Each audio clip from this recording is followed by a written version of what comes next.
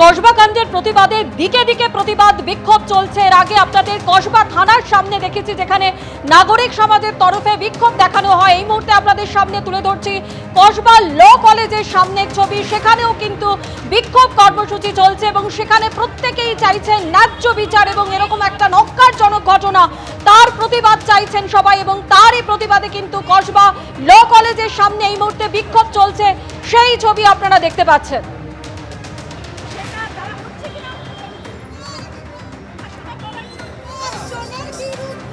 এর আগে কসবা থানার সামনে নাগরিক সমাজ তারা বিক্ষোভ দেখায় কসবা কাণ্ডের প্রতিবাদে। নাগরিক সমাজের তরফে বিক্ষোভ দেখানো হয়, সেই ছবি যেমন একদিকে আপনাদের দেখাচ্ছি, অন্যদিকে কসবা ল কলেজের সামনেও কিন্তু এই মুহূর্তে প্রতিবাদ কর্মসূচি চলছে।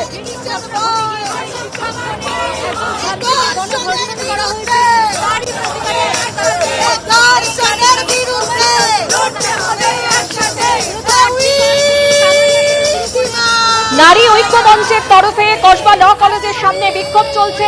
ছাত্রীকে গণধর্ষণের অভিযোগ এবং দ্রুত ন্যায় বিচারের দাবিতেই নারী ঐক্য মঞ্চের তরফে বিক্ষোভ দেখানো হচ্ছে কসবা ল কলেজের সামনে। এর আগে কসবা থানার সামনে নাগরিক সমাজের তরফে বিক্ষোভ দেখানো হয়।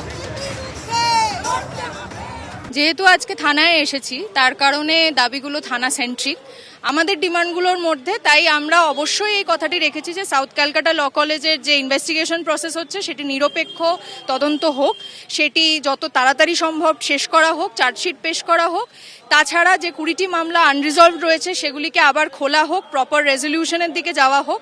এবং তৃতীয় যে দাবিটা আমরা রেখেছি সেটা হচ্ছে যে ফিয়ার অ্যাটমসফিয়ারের জন্য আগে অনেক ল কলেজের স্টুডেন্টরা এসে কথা বলতে পারেননি মনোজোৎ মিশ্রর বিরুদ্ধে, তাদের সবাইকে কারেক্ট ফর্ম অফ সেফটি এবং অ্যানোনিমিটি এনশিওর করে যাতে Kasba police station suo motu action নেয়, তাদেরকে কমপ্লেন রেজিস্টার করার জায়গা দেয় এবং সেগুলি নিয়ে পরবর্তী তদন্ত সই করে।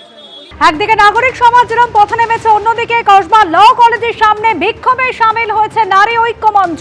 ছাত্রীকে গণধর্ষণের অভিযোগ, সেই অভিযোগের পরিপ্রেক্ষিতে এই বিক্ষোভ। আমাদের প্রতিনিধি সৌমিত্র রায় সরাসরি রয়েছেন আমাদের সঙ্গে। সৌমিত্র, কি দাবি তোলা হচ্ছে এই ঐক্য মঞ্চের তরফ থেকে? দেখো, তুমি দেখতেই পাচ্ছ সাউথ ক্যালকাটা ল কলেজের সামনে অনুসুয়া যে নারী ঐক্যমঞ্চ রয়েছে, সেই নারী ঐক্যমঞ্চের তরফে এখানে প্রতিবাদ দেখানো হচ্ছে। তারা যেমনটা দাবি করছেন যে এই যে মনোজিৎ মিশ্র, যার বিরুদ্ধে অভিযোগ, ইতিমধ্যেই যাকে গ্রেপ্তার করেছে কলকাতা পুলিশ, এই মনোজিৎ মিশ্র প্রাক্তন ছাত্র হওয়া সত্ত্বেও কি করে এই ল কলেজে তার প্রবেশাধিকার ছিল, সেই নিয়ে তারা প্রশ্ন তুলছেন। এবং সেই প্রশ্ন, একাধিক প্রশ্ন তুলে তারা এখানে ল কলেজের সামনে তারা প্রতিবাদ করছেন, স্লোগান শাউটিং করছেন। এবং তারা বলছেন যে পুলিশের কাছে তারা ইতিমধ্যেই লিখিতভাবে তারা বিষয়টা জানিয়েছিলেন যে তারা এখানে শান্তিপূর্ণভাবে প্রতিবাদ জানাবেন। তারা যখন প্রথমে এই সাউথ কলকাতা ল কলেজের সামনে আসেন, সেখানে ল কলেজের সামনে প্রচুর পরিমাণে পুলিশ মোতায়েন রয়েছে এবং পুলিশের তরফে তাদেরকে জিজ্ঞাসাবাদ করা হয় যে তারা কি করতে এখানে এসছেন। তারা যখন বলেন যে আগে থেকেই তাদের লিখিত দেওয়া ছিল থানায়, তারপর পুলিশের তরফে কোনো রকম বাধা দেওয়া হয়নি। তারা এই ঠিক সাউথ কলকাতা ল কলেজের বাইরে তারা প্রতিবাদ করছে। আমি তাদের সঙ্গে কথা বলে নেওয়ার চেষ্টা করব। ম্যাডাম, কিসের দাবিতে আজকে আপনাদের এই প্রতিবাদ? মূলত প্রতিবাদ করতে এসছি এরকম যে একটা লক্ষ্যজনক ঘটনা, তো সেই জায়গাতে আমরা দেখতে পাচ্ছি যে একটার পর একটা ঘটনা ঘটে যাচ্ছে, কিন্তু যাতে না ঘটে তার জন্য যে ধরনের ব্যবস্থা নেওয়া দরকার এই শিক্ষাক্ষেত্র কর্মস্থানে, সেই ব্যবস্থা সরকার নিচ্ছে না।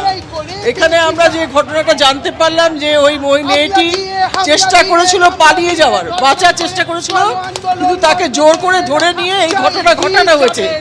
এবং এটাও আমরা জানতে পেরেছি যে সে শাসক দলের অত্যন্ত ঘনিষ্ঠ, যার জন্য তার এই দাপটটা সে দেখাতে পেরেছিল। সেই সময় নিরাপত্তা রক্ষী সেখানে উপস্থিত ছিল, তা সত্ত্বেও সে বাঁচল না।